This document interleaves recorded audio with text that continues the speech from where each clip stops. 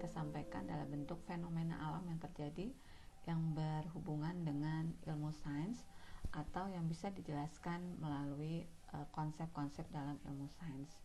Contohnya begini, ini hubungannya mungkin dengan lingkungan atau suhu ya, temperatur.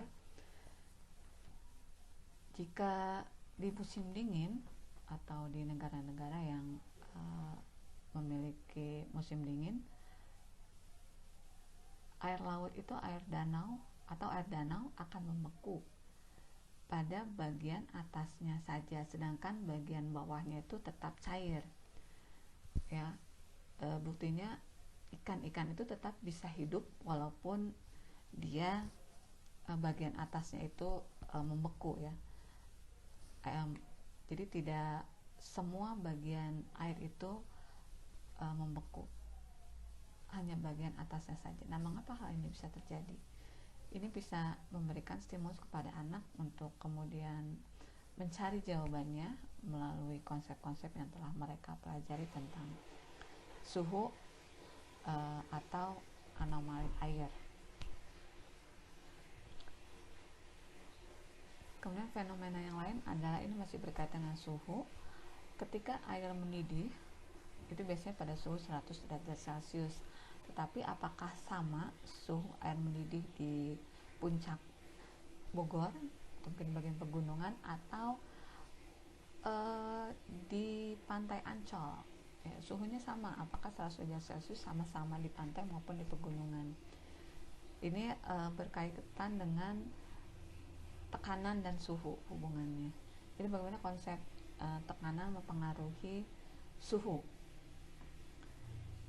Nah, contoh lain adalah untuk binatang-binatang yang hidup di kutub selatan atau di kutub utara, bagian-bagian yang suhunya itu bisa di bawah 0 derajat Celcius, mereka tidak pernah mengalami hipotermia atau tidak pernah mengalami beku darahnya.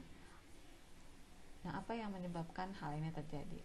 Atau berbeda dengan manusia yang tidak bisa hidup di bawah 0 derajat Celcius tanpa menggunakan alat pelindung diri, misalnya pakaian yang tebal atau mungkin perlu pemanas gitu ya. Tapi binatang ini bisa hidup tanpa hal-hal tersebut. Ini biasanya berhubungan dengan konsep penurunan titik beku ya. Jadi ada zat kimia yang terlarut dalam darah binatang-binatang tersebut yang bisa menurunkan titik beku darah dibandingkan dengan makhluk lain. Nah, jadi langkah-langkah dalam mempelajari ilmu sains itu tentunya berdasarkan pendekatan saintifik, dia harus ada stimulus dulu ya untuk mengamati apa yang terjadi di alam. Kemudian dari hal tersebut bisa dihubungkan dengan konsep yang telah diterima sebelumnya. Jadi ilmu sains ini yang pasti bukan hanya menghafal rumus dan definisi-definisi.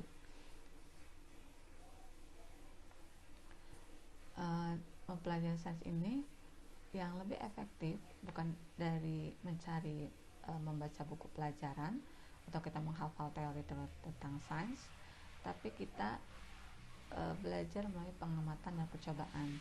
Jadi dari stimulus yang diberikan di awal tadi, sini siswa dapat mengamati apa yang terjadi di lingkungan, kemudian dihubungkan dengan konsep atau teori yang telah dipelajari.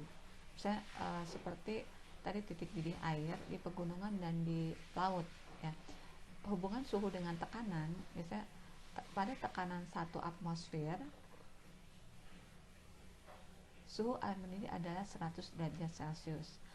Itu pada permukaan laut, jadi 0 dpl.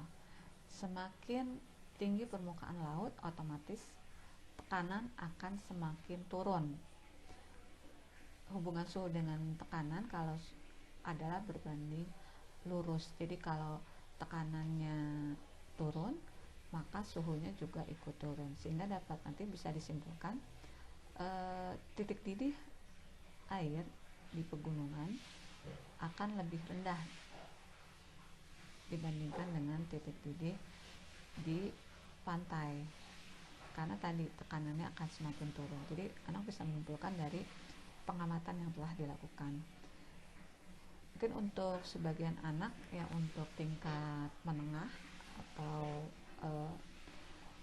tingkat menengah atas, menganggap bahwa sains itu sangat sulit, karena kalau sudah di tingkat menengah atas itu sudah dikaitkan dengan rumusan untuk pembuktian dari beberapa konsep.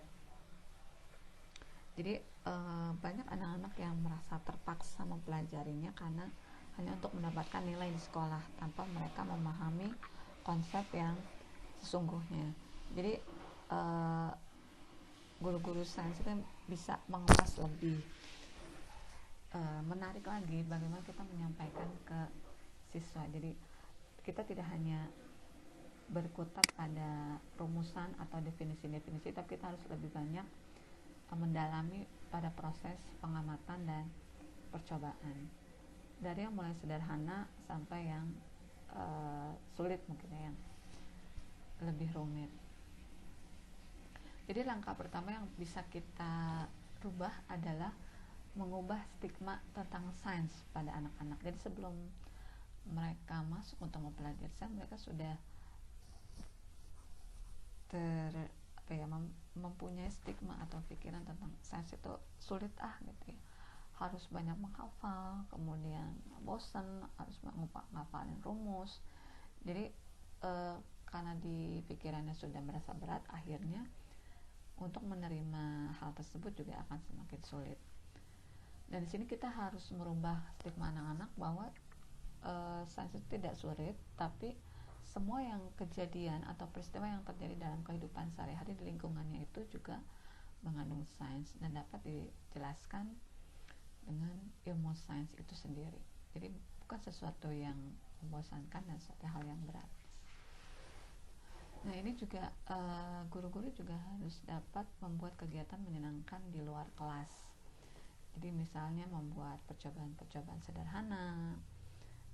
Kalau dalam gambar ini di sini anak-anak diminta untuk membuat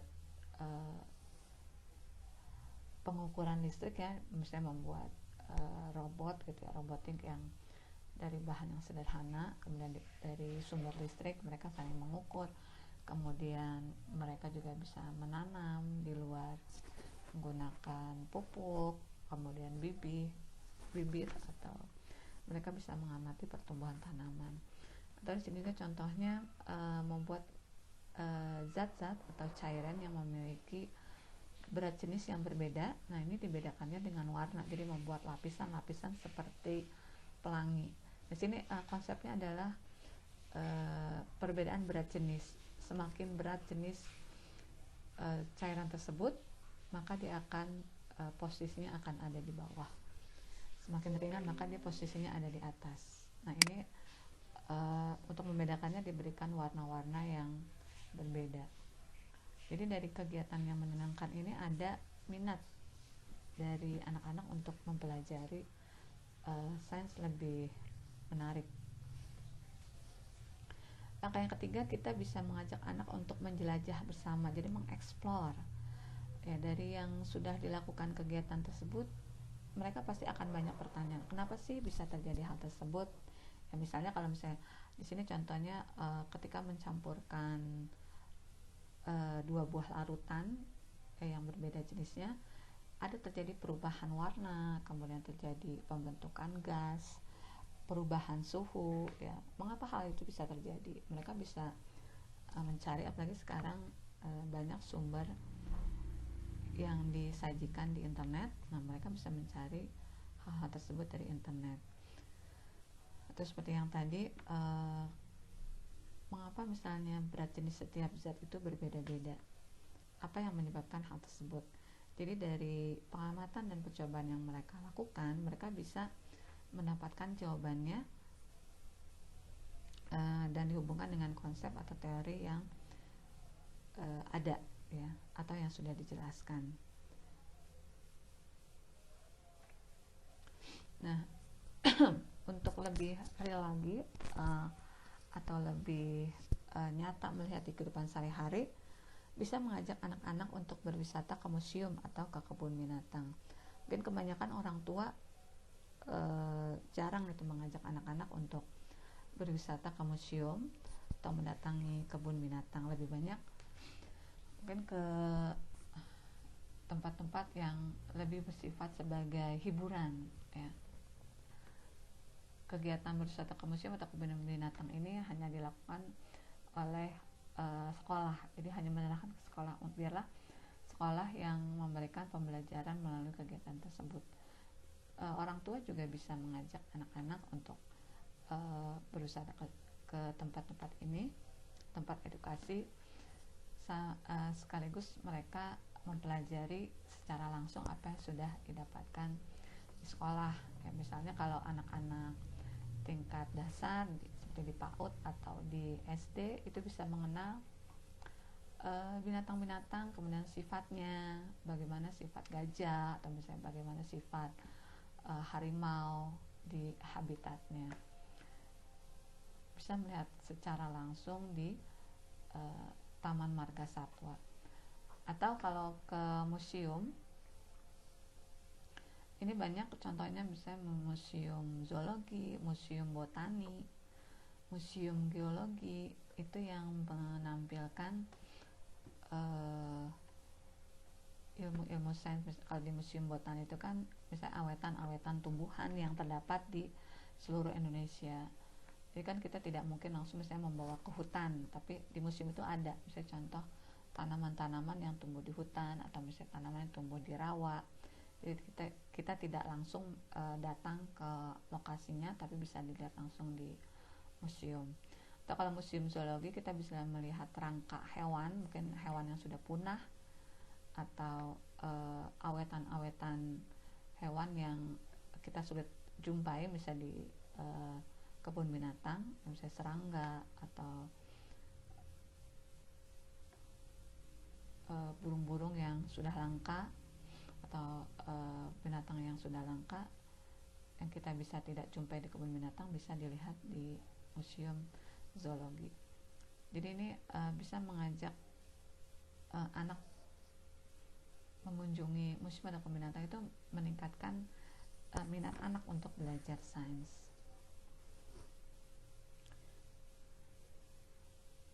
Nah ini bisa disimpulkan ya, bagaimana kita membuat belajar sains menjadi asik dan menarik, itu dengan langkah-langkah yang sudah saya paparkan tadi. Sederhana ya, tidak terlalu rumit. Mungkin kalau untuk siswa di pendidikan dasar ya, di PAUD atau di tingkat SD, itu tidak perlu kita jejali dengan hafalan teori dan rumus-rumus.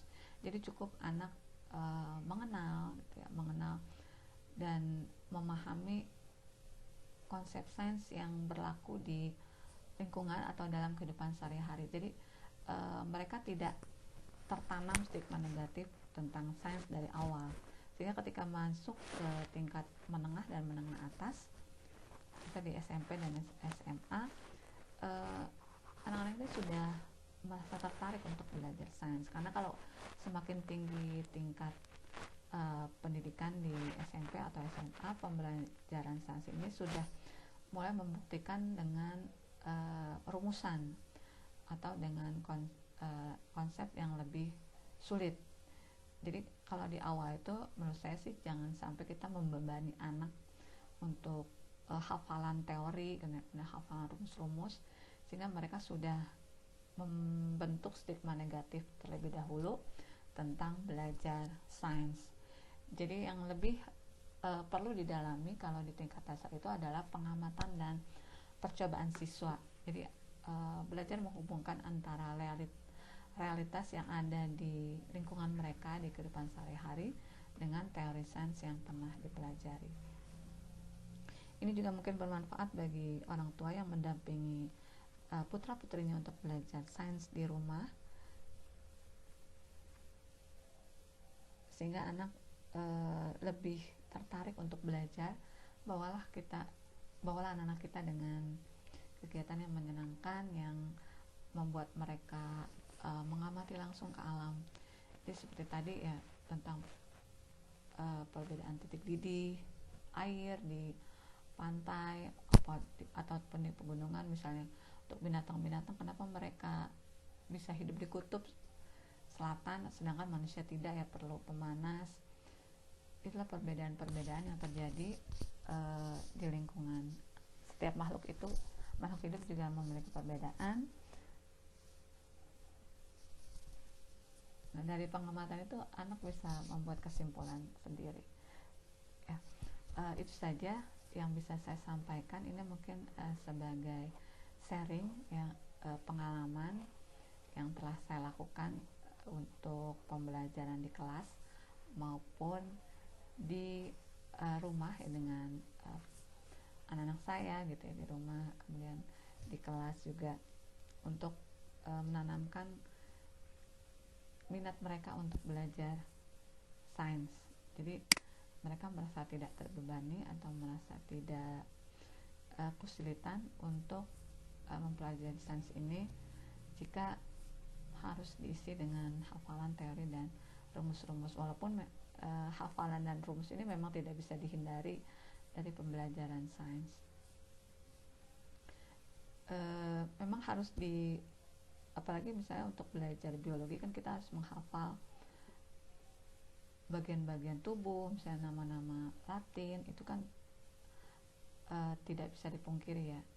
Tapi kita sebagai guru pasti memiliki trik gitu ya, memiliki strategi untuk menyampaikan ke siswa bagaimana apa yang kita sampaikan itu dipahami, dan mereka tidak hanya sekedar untuk mendapatkan nilai, tapi mereka memahami filosofi apa gitu ya dari konsep sains yang dipelajari. Mudah-mudahan apa yang disampaikan ini bermanfaat bagi saya, terutama yang menyampaikan, dan bagi para pendengar yang lain. Mudah-mudahan ini bisa memberikan hal-hal yang baik pada siswa-siswi kita, sehingga apa yang kita sampaikan ke anak didik kita menjadi manfaat di kehidupan mereka sehari-hari. Demikianlah paparan materi saya tentang belajar sains itu asik. Terima kasih atas perhatiannya. Saya tunggu koreksi atau misalnya masukan-masukan dari apa yang telah saya sampaikan saat ini. Mohon maaf atas kekurangan yang